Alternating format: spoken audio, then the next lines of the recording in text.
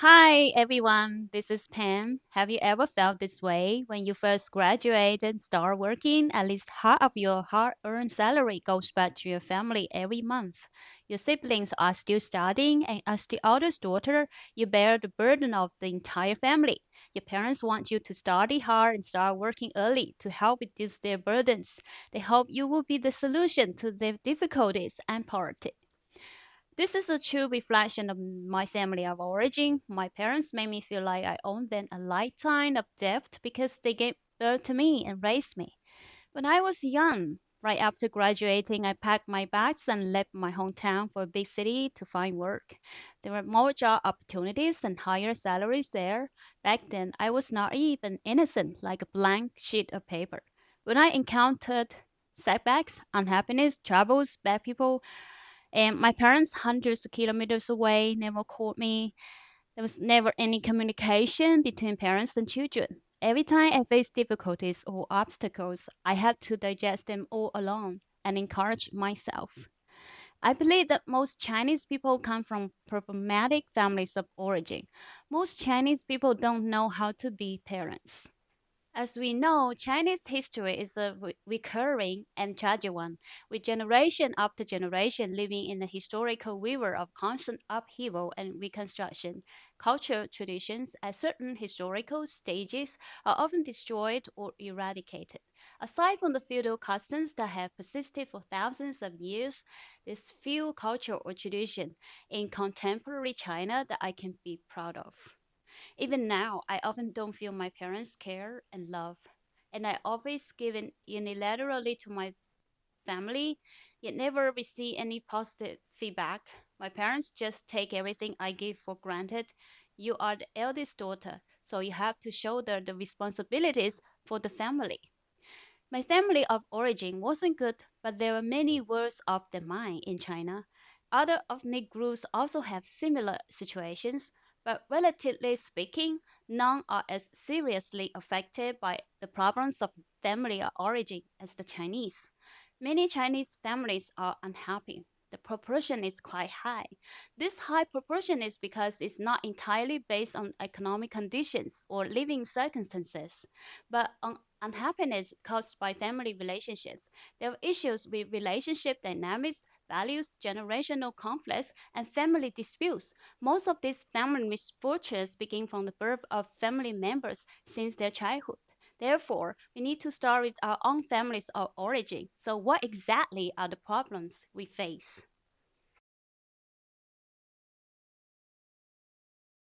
There's a very harmful proverb in China: spare the rod and spoil the child. This saying has become a seemingly legitimate reason for Chinese parents to hit their children. Hitting children is very common in China, and it's not limited to levels of education.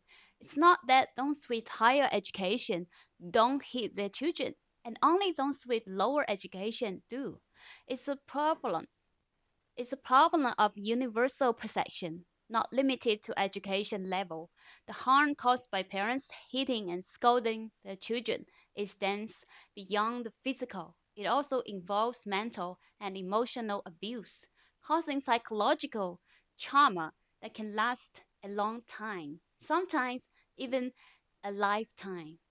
Therefore, the Chinese culture of physical punishment is a barbaric and brutal culture. What lies behind it is the objectification of children. This instrumental or objectifying mindset stifles parents' instinctive love for the children. This instrumental thinking leads many Chinese parents to be extremely cruel to their children. Some parents become as cruel as animals, causing severe psychological trauma to their children, much of which originates from their parents. This is why I'm discussing the concept of the family of origin today, is to help us change our behavior so our children don't suffer the same harm and we don't perpetuate this pattern of harm across generations. What is the family of origin? The family of origin refers to the family of a person primarily lives and grows up in from birth to adulthood. It's usually the parents and children. Sometimes it's not the parents, but caregivers like grandparents. The family of origin is the family of a person lives in from birth to adulthood. The family of origin has a profound impact on person's sexuality, values, interpersonal relationships, and future family life. What is the primary influence of one's family of origin on a person? First, it's on personality. The atmosphere of one's family of origin, the interaction patterns among family members, and the parents' educational methods have a very direct and long lasting impact on child's personality development. Second, it's on values and beliefs. Children inherit their family's values, beliefs, and even their worldview. These elements form the foundation for their future behavior, decision making, and interpersonal relationships. And third, interpersonal relationships, the interaction patterns of the family of origin will influence how a child builds relationships with others later in life, including intimate relationships such as romantic relationships, spousal relationships, friendships, and work relationships such as relationships with colleagues. In short, the family of origin is a very important stage in a person's growth, directly influencing their personality, values, and future developmental path. Therefore, understanding the impact of our family of origin helps us better understand ourselves. Understanding another person's family of origin also helps us understand that person. So, besides direct contact, another way to understand a person is to understand their family of origin. So, what's the other side of the family of origin? The nuclear family. A nuclear family consists of a couple and one minor child or unmarried child. The couple's parents' home is their family of origin. Therefore, there are two families of origin for every nuclear family. If the couple has inherited harmful habits and traits from their families of origin, then they face challenges in adapting to these changes within the nuclear family. This family will then face one storm after another, ultimately leading to disastrous consequences for their family life. The relationship between the family of origin and the couple is crucial. This is why the damage caused by the family of origin can eventually be passed down through generations. Some surveys can help us understand what is happening in Chinese families. First, the 2023 China Family Development Report surveyed 24,000 residents in 6 provinces. A very important conclusion from this survey is that 78% of respondents' parents considered raising children to provide for them in old age as the primary motivation for having children. As we just discussed, this is instrumentalism. Second, the 2024 Blue Book on Family Education, with a sample of nearly 1 million households, highlights the striking point. 48.6% of parents admitted that they communicate with their children using a commanding style. Third, a 2024 psychological survey of Shanghai middle school students conducted by the Shanghai Academy of Social Sciences found that 60% of the students believed that poor academic performances was equivalent to being unfilial to their parents. Why the students are under so much pressure? Because they feel that if they don't do well in school, they will be unfilial to their parents. Fourth, the Ministry of Civil Affairs 2023 statistical report on the development of civil affairs shows that divorce litigation accounts for 28% of all divorce cases, a continuous increase for 3 years. Divorce litigation is becoming increasingly common in China. It's not amicable divorce settlement. Fifth, in December 2016, the China Youth Daily conducted an online survey receiving 2,000 responses. The survey was quite simple, consisting of two questions. The first question asked about feelings towards the youth's families of origin. 12.4% chose painful, 8.5% chose disgusted, and 7.2% chose indifferent. The second question asks for two negative characteristics of one's family of origin. First is overprotection, 43.4%, excessive pressure, 32.7%, spoiling, 27.1%, perfectionism, 24.1%, excessive punishment, 19.2%, neglect, 15.9%, poor parent child relationship, 7.1%, and refusal to provide care, 6%. So you can discover how many things have happened in Chinese families from these investigations. In this case, what extreme events have occurred based on these serious problems within the family of origin? Here are three well-known examples from recent years. The first occurred in September 2020 in Wuhan. In the middle school, three students were playing cards during recess. When the homeroom teacher found out, he asked them to bring their parents. One boy's mother arrived with angry face, who slapped him in front of the whole class and then repeatedly hit and verbally abused him while holding his neck. Throughout the ordeal, the boy kept his head down, didn't speak, and didn't resist. As soon as his mother turned away, the boy jumped from the fifth floor and died in front of her. Another incident occurred in October 2019 in Shanghai. A high school student was traveling with his mother across the Lupu Bridge. While still in the car, the mother and son had a quarrel. The car was moving slowly on the bridge, and the student opened the door, rushed out, and jumped off the railing. He died instantly. His mother collapsed and went uncontrollably on the bridge.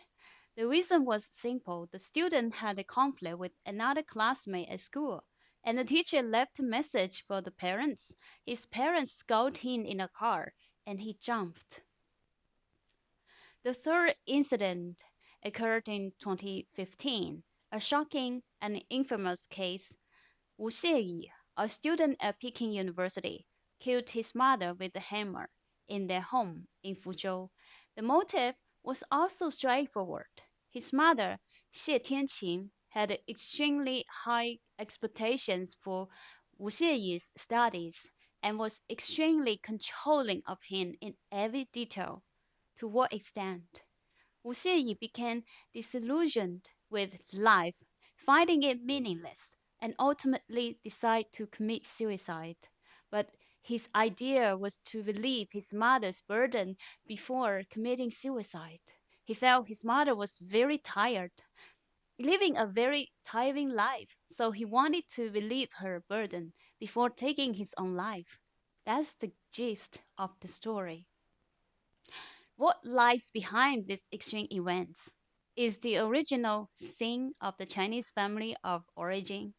What are the original sins of the Chinese family of origin?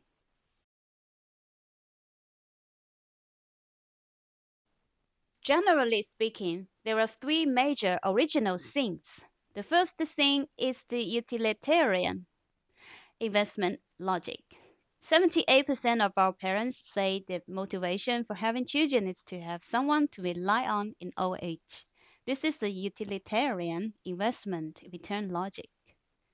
And therefore, the underlying logic of parent child relationships in many Chinese families is somewhat like an investment relationship with returns. On the one hand, children are treated as tools, burdened with many instrumental expectations from birth. You must study hard, get good grades, get into a good school, bring honor to the family, find a good job, and become your parents' pride. You must shoulder the responsibility of caring for your parents in old age and maintain the family's dignity. These are all instrumental and utilitarian. On the other hand, there's the return on investment. You invest, you get a return, and with a return comes expectations. What are these expectations? Expectations are pressure, both overt and covert. The neighbor's child bought a 300 square meter apartment. That's pressure. Telling you this means you should also buy a 300 square meter apartment. This comparison is about expecting a return, leading to two extremes, either wanting to escape or becoming a dependent adult. This highly utilitarian family relationship actually stifles the parent child bond, which is why the child wants to escape. The second thing is authoritarian parenting. The core of this model is control, using authority to control the child. It's not communication, it's telling you, demanding things of you. This manifests as over involvement and suppression. Parents do everything, everything. You listen to me, I decide everything. The child isn't allowed to have emotions, cannot express emotions, and they even resort to verbal abuse. What is the purpose of this verbal abuse? Obeying you, even through verbal humiliation and physical abuse, is a tool you can call discipline or submission, a means to force the other party into submission. The purpose of submission is obedience. As we mentioned before, over half of parents in China communicate with their children using commanding languages. Another issue is the singular evaluation system. We just discussed how good grades equate to filial piety and bad grades to unfilial piety. What does the Shanghai survey illustrate? It highlights this singular evaluation system. Academic performance, for example, is the sole primary evaluation criteria when you are in school. In the professional world, your evaluation system shapes to how much money you earn. This single dimensional evaluation system leads to two consequences. First, it amplifies pressure infinitely. Second, it amplifies parental power, widening the power gap between parents and children. I have a classmate whose father used to abuse her, demanding excellent grades and resorting to physical violence if she didn't achieve them. There was one time she was even dragged out of bed and beaten while she was asleep when she didn't get a good grade in one of her. When you use a single evaluation system, it's easy to measure, and easy measurement easily creates pressure. What are the consequences? The consequences are quite serious because children growing up in this environment have very low self esteem because of constant suppression and being forced to submit. How can they have confidence? They simply lack confidence. So now you see in a news report we did last time, a survey of high school students in Qingdao, nearly 60% of the teenagers had depression. Not depressive tendencies, but depression itself. Children growing up in this environment experience immense pressure and depression. Later in life, this can lead to social withdrawal. Many people often talk about social anxiety. Social anxiety is essentially social withdrawal, a lack of confidence. So, when these children grow up, they generally feel fear about marriage. There are two possibilities. One is a fear of marriage, which is related to their upbringing. The other extreme, which is replicating their parents' behavior or interaction patterns. They imitate their parents doing the same things to their own children. The third sin is the imbalance of intergenerational boundaries. There should be boundaries between family members, especially between family members themselves. Why are boundaries necessary? Boundaries give each other personal space. What is personal space? Personal space is a form of self protection, a mechanism for self preservation, especially between generations, between parents and children. There should be clear boundaries. You should knock before entering a child's room, and a child should be able to let you in. This is about boundaries. Let him retain his own boundaries. In China, parents often don't let the children lock the door, barging in without knocking to see what they are doing, even peeking at their diaries. This is a common practice among parents. These are all issues of boundaries. Grandparental interference and conflicts between mothers in law and daughters in law are core contradictories in intergenerational communication in China. This is very common in Chinese society. Grandparents deeply interfere in the operation of the nuclear family, including finances, childcare, and marital conflicts. How deep is this involvement? Surveys show that 65% of Chinese parents deeply meddle in their children's family affairs. The current family structure is 4 2 1. One child has two parents and four grandparents. Then, when the two children marry, how many grandparents are involved? It's alarming. Another factor is real estate. Real estate is tied to the family structure. So these parents, these grandparents have a very high degree of influence and bargaining power in the nuclear family because they control the property. If you don't listen to me, I won't give it to you. What can you do? So why do we talk about original sin? Why are these three considered original sins? Because they have several characteristics. First, it's not individual, it's universal, making it difficult for individuals to escape it on their own. For example, we often talk about how parents and elders deeply interfere in everything from buying a house to getting married and having children. The child cannot do anything about it. It's not just an individual problem, but a societal phenomenon. Another characteristic is that it starts very early and affects a lifetime. These patterns begin from birth, becoming deeply internalized and forming their own beliefs. In adulthood, these patterns become unconscious scripts for the child or their partner. The child is unaware of their own actions, not even knowing why they behave the way they do. Then it's replicated across generations, forming a cycle. When there are no positive family role models in society, and when parents lack sufficient educational background, what's the easiest thing for the new generation of parents to do? They simply apply their own childhood experiences to their children. This creates a structural vicious cycle. In this situation, it's incredibly difficult for an individual to save themselves. This is because some things are strongly supported by social realities.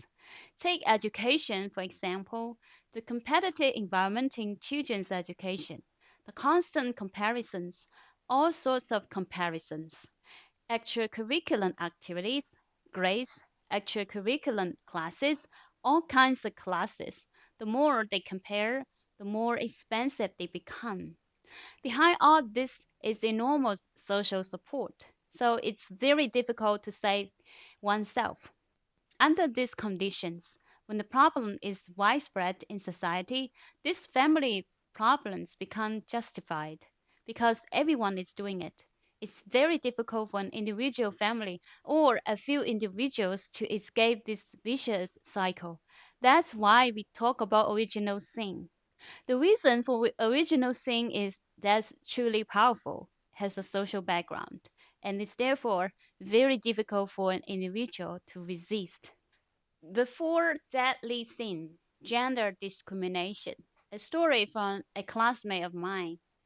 She was born into an extremely poor family with a severe preference for sons. At 25 days old, because the family wanted a boy, they abandoned her in the fields of a neighboring village. She was found and raised by a farmer there, growing up with the farmer.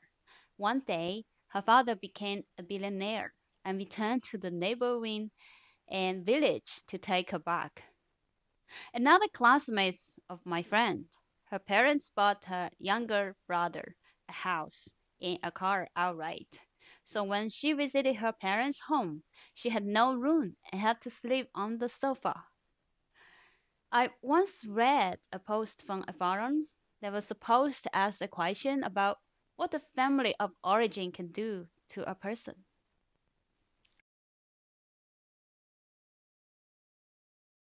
This post says that there used to be a teacher couple at our school who were most notorious for beating their child to death.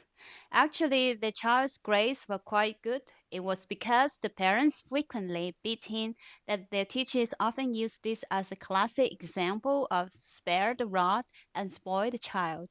He said his father's most infamous act was when, as a teacher, he was instructing students during self study in the evening time. His son ran in and said, I finished memorizing everything. Can I play on the computer?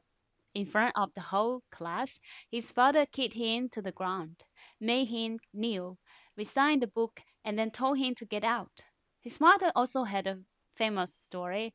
While her son was in class, she rushed into the classroom and said, his aunt is also a teacher at the school. Auntie saw you looking at comics. Is that true?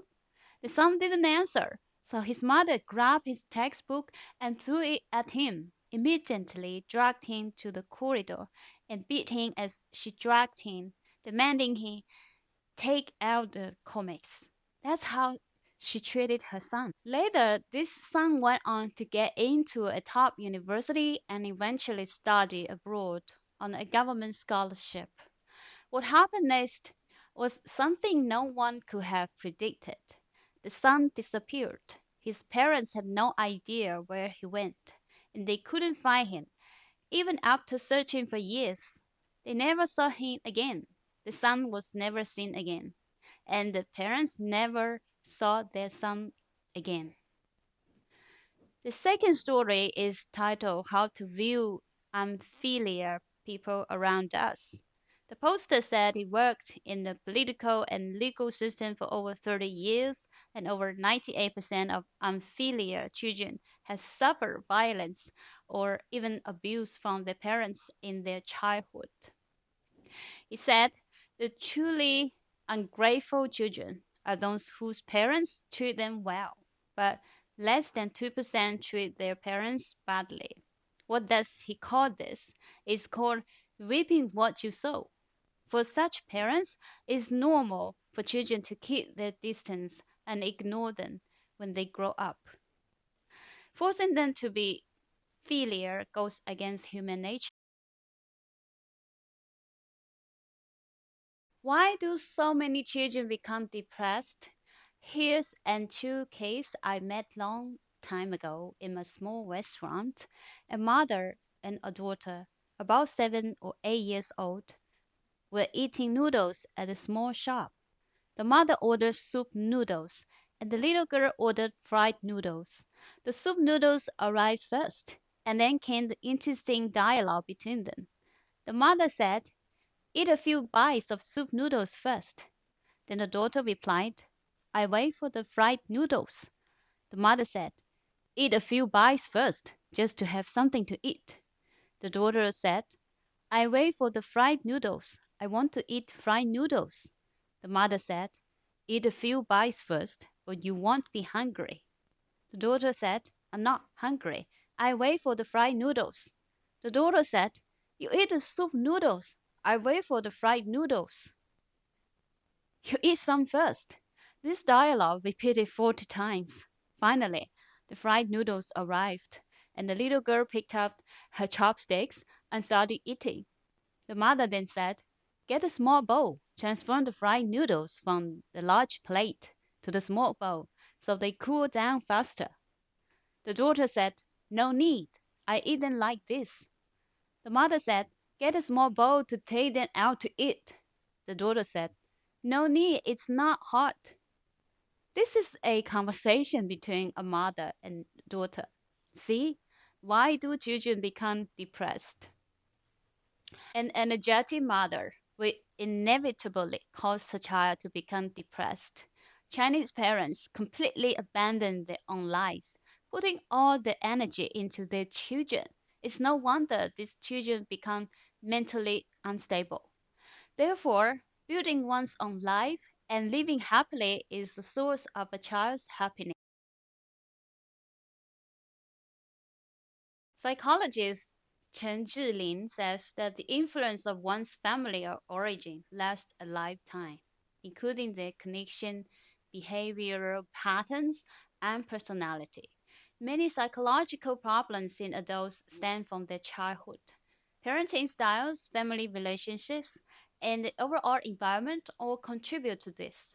He specifically mentioned anxiety, saying that people prone to anxiety often have an underlying inferiority complex and lack of self confidence. This inferiority complex is almost always related to their childhood development. He summarized several common reasons. First, a lack of parental encouragement is crucial. Many people's inferiority complex stems from a lack of parental encouragement. Why? Because parents are the only ones providing evaluation. If you don't encourage him, if you don't encourage him, if you don't affirm him, if you naturally feel inferior, he's worked so hard for nothing. So he doesn't get his parents' approval. Why don't parents encourage him? There are two reasons for not encouraging him. First, they simply don't know they should encourage him.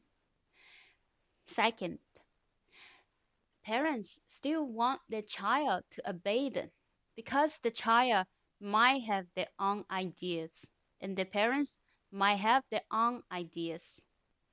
Why don't parents encourage him?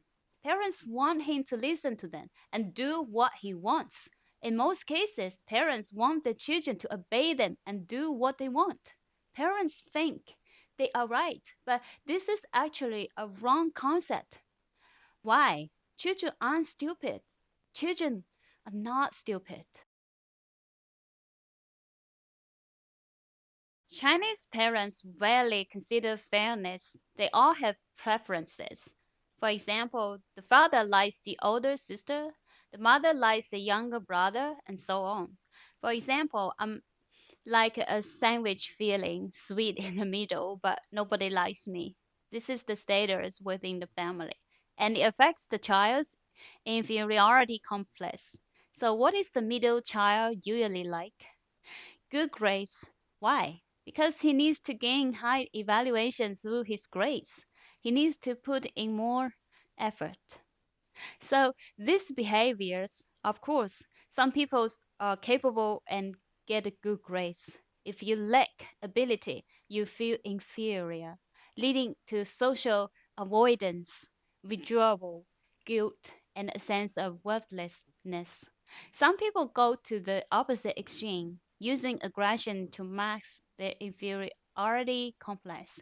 This can result in frequent fights, neglecting studies and work, and further diminishing the sense of worthlessness. Therefore, we all carry the imprint of our family of origin to some extent. So, among all these negative consequences, have we moved towards a positive direction? Yes, our generation is slowly awakening and reflecting. Through this reflection and effort, we are gradually transforming from passive victims into survivors who take control of their own lives. This is crucial. It is a remarkable step forward. However, we need to reflect on what has caused this widespread social phenomenon. Part of the reason is the lack of robust elderly care system in China. Ordinary people simply cannot afford nursing homes, and even if they do, if they don't have children, they may face mistreatment. For many, old age without support is the norm. Aside from relying on their children for support in their old age, who else can elderly people in China turn to? This is the last resort. Thanks for watching. If you liked the video, please hit the like or subscribe. Thank you. I'll keep updating. See you in my next video.